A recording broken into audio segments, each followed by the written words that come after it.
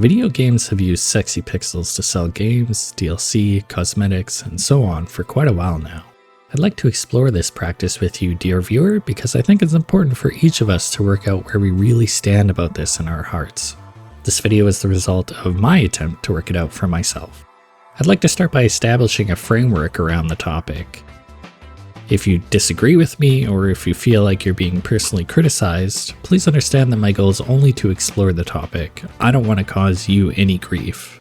I'd like to focus on our individual moral senses rather than what's considered legal or popular. I feel it's necessary to consider the perspective of the person or people in charge of creating these characters. The characters themselves might have written motivations to justify their choices, but what really matters is who wrote the character and why. Righto, let's boogie.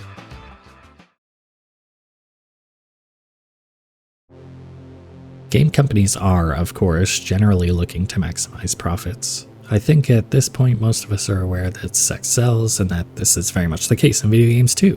So far so obvious. But video games frequently include overtly sexualized characters who are either explicitly written to be underage or designed to look underage despite being written to be older. Why is this the case? Well, I think it would be unreasonable for me to guess at the motivations of these businesses beyond making money. There could be any number of secondary motivations behind any given decision in any given company. However, I do think it stands to reason that making money is the one consistent goal across the industry, and so it's safe to assume that they do it because it serves their bottom line. For me, introducing financial reward into the equation when thinking about female video game character designs makes it very morally fraught territory. Since video games are generally considered all ages entertainment, putting a monetary value on a representation of female sexuality that I think is harmful signals to everyone playing the game that such imagery is a perfectly normal and reasonable inclusion in a form of entertainment meant for everyone. And it also signals to everyone that it's valuable and desirable, worth putting extra money down for. It could be said that there are age ratings on video games for this reason, but if we're being honest with ourselves, does anyone pay attention to those ratings? Repetition of a message is a powerful tool when shaping public discourse and public opinion. It's common to see politicians repeat catchy, memorable phrases or to continually repeat criticisms, even ridiculous ones, of their opponents. Not only does repetition help us remember, but seeing a message repeated in multiple places has a long-term effect on our perception of a given subject. Applied to the matter at hand, the practice of presenting highly sexualized images of women of questionable ages in video games most certainly has the effect of shaping how we all think about women in general. A long-term, multi-source exposure to a consistent presentation of women as highly sexualized has the effect of brute forcing our perspective.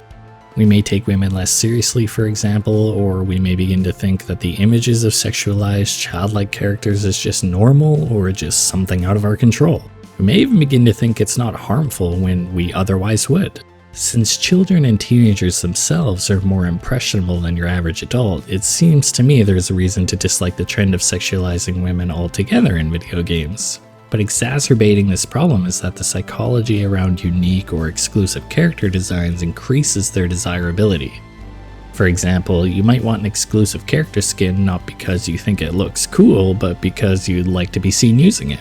This can lead to harmful presentations of sexualized, childlike characters being even more strongly desired by kids and teens who really aren't mentally mature enough yet to understand the complex psychology at play. When taking into consideration the use of sexualized child or childlike characters in this practice of selling DLC as a status symbol, I find myself at an even less ambiguous conclusion. Young teens are working overtime to wrestle with the large changes going on in their brains and bodies.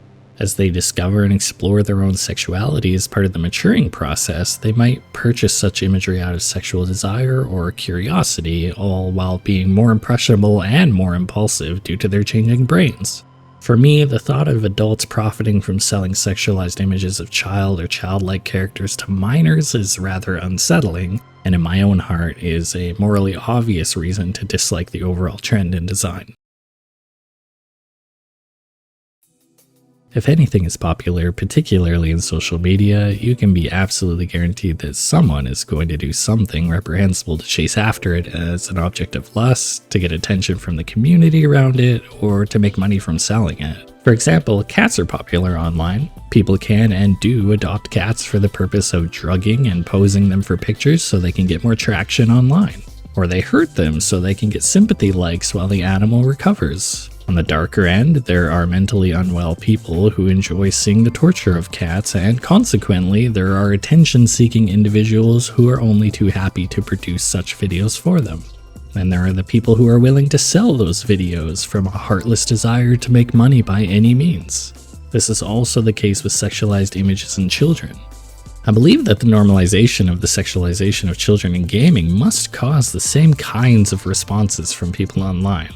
A mix of people who pursue illegal acts out of desires that are informed by seeing such imagery, people who want to make money by exploiting those desires, and people who just want attention by any means. I mean, come on, it's no secret that the underground porn industry has a long and horrible relationship with human trafficking, violence, and sexual exploitation of children and adults alike.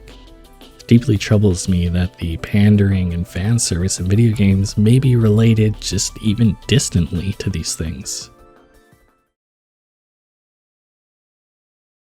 I think it's important for you to decide if you're convinced that there's a connection, or even the possibility of a connection, between the use of sexualized imagery of child or childlike video game characters and the horrible, dark side of the internet. Think about it as a scale of probability.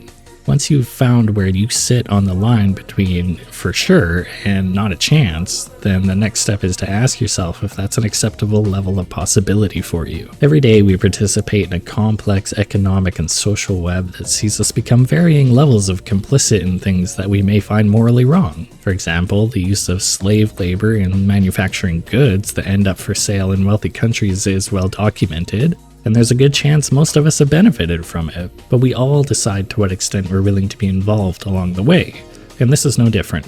I struggled with this part. By now it's apparent that I'm pretty bothered by sexualized childlike characters of video games, but I also love playing games. So where do I sit on the scale? What am I going to do about it, if anything? Well, making this video is the start of the process of working that out for myself, just so I can feel I've met the obligations of my heart by raising the issue. But for the rest, well, it's a no-brainer that I'm not going to feed any money into games of developers participating in what I believe is a morally wrong and harmful practice, so at the very least that means no more thirst trap DLC or whatever. But I also know adults on the internet who are seemingly obsessed with their chosen female characters, something I only shrugged off as cringy before. After some thought, I've decided I think I'll feel better about my part in everything if I scale back some of those relationships at least. I'm not saying they're doing anything illegal or whatever, but it just doesn't sit right. My heart doesn't like it. Beyond that, I suppose it remains for me to discover, and I hope you give the topic some thought too and come to your own conclusions as well. Hey, thanks for watching the video this far. I think it's pretty cool of you to do that. I appreciate it.